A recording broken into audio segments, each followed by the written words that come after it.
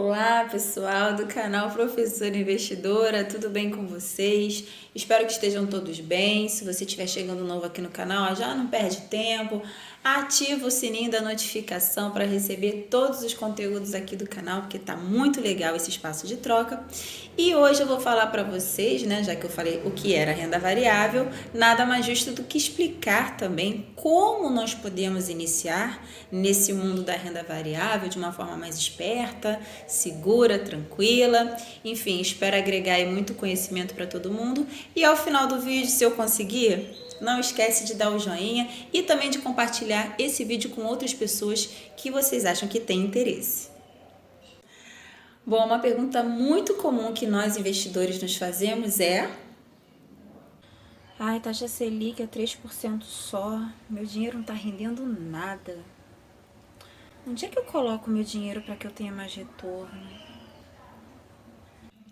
Bom, se você quiser ter uma rentabilidade muito acima da média da renda fixa, não tem jeito. Você vai ter que olhar para a renda variável e investir o seu capital em ações.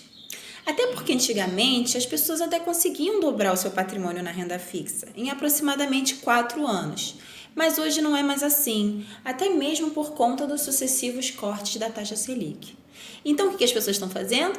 Migrando para a renda variável, em busca de maior rentabilidade.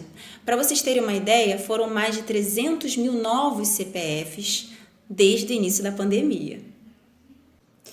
Bom, pessoal, vou estar trazendo para vocês dados muito interessantes, relevantes e atualizados sobre a porcentagem de homens e mulheres pessoa física na Bolsa hoje. Então, nós temos aí 76,16% de homens e um total de 23,84% de mulheres. Eu sei que esse número ainda é discrepante, mas muitas mulheres estão vindo para a Bolsa de Valores, o que é uma grande vitória para nós. Parabéns a nós, mulheres!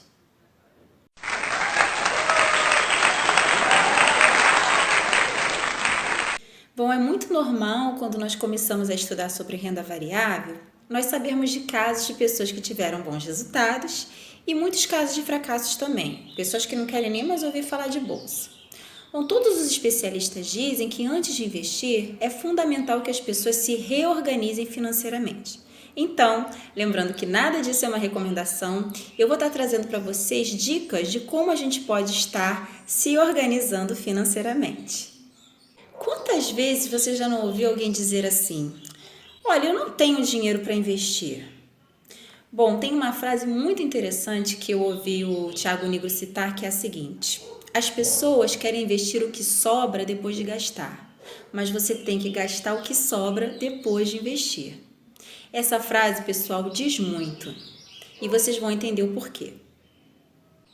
Primeiro, calcule os seus gastos mensais. Separe o seu dinheiro para que você consiga honrar as suas contas. Se pague primeiro e, após isso, faça compras de forma consciente e disciplinada.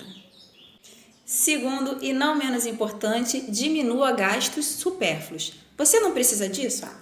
Então não gasta. Poupa. Terceira, pessoal, foca nessa dica. Se você possuir dívidas, trate de saná-las. Muitas pessoas preferem investir ao invés de pagar as dívidas, o que é um erro, porque muitas vezes os juros das dívidas são maiores do que os juros conseguidos nos investimentos. E aí a dívida vai crescendo e virando uma bola de neve. Quarto, livre de dívidas, foque no agora para que você consiga chegar no futuro saudável financeiramente e monte a sua reserva de emergência. Temos vídeo no canal sobre como montar, assista lá. Depois da sua reserva financeira montada, pronto, você vai estar forte para aguentar as oscilações e imprevistos e daí começar a investir. E um lembrete, pessoal, nada te impede de estudar e continuar pesquisando sobre os produtos da renda variável durante esse processo, mesmo você ainda não estando nela. Beleza, Érica, mas como é que eu começo a investir na renda variável afinal? Bom, antes de entrarmos na renda variável, todos os especialistas apontam para a importância da autoavaliação. Se autoconheça. Muitos dos nossos investimentos refletem a nossa personalidade. Então veja qual é o seu perfil de investidor de fato. É conservador? Érica, eu não consigo nem imaginar de ver o meu patrimônio tendo uma queda, oscilando. ou é mais moderado ou agressivo? Muitas vezes a gente só consegue saber realmente quando a gente coloca o pezinho na renda variável. E aí a gente consegue ver se realmente a gente tem aptidão para o risco. Veja qual é o valor que você quer investir. Qual é a porcentagem da sua carteira que você quer ter exposta em renda variável? Bom, os especialistas recomendam começar com pouco e ir devagar, fazendo aportes fracionados, para que se tiver alguma oscilação, você se acostume e mesmo que tenha uma queda, você não tenha colocado muito do seu patrimônio ali. Estabeleça objetivos para o seu investimento, se para curto, médio ou longo prazo. Será que eu vou ter paciência e prazo para esperar que os ativos que eu investi frutifiquem e valorizem? Lembrando que no longo prazo, a renda variável costuma proporcionar ganhos muito maiores. Bom, pessoal, aí já começam a surgir as dúvidas, né? Puxa, Érica, já estou estudando há um tempo, são tantas empresas boas, mas eu não sei que ações escolher, de quais setores para estar diversificando a minha carteira, não manjo de preços. Bom, pessoal, isso tudo é muito normal. E você não precisa já começar nesse mercado comprando ações. Você pode, por exemplo, delegar isso para gestores experientes, capacitados, para estarem fazendo isso por vocês, através dos fundos, os fundos multimercados, os fundos de ações, os FIA e os ETFs. Bom, no caso dos fundos multimercados e os FIA, fundos de ações, eles são interessantes porque você vai ter, como eu já disse antes, um gestor cuidando de tudo para você, escolhendo seus ativos, as suas ações. É lógico que você perde a sua autonomia, né? Porque não é você que escolhe.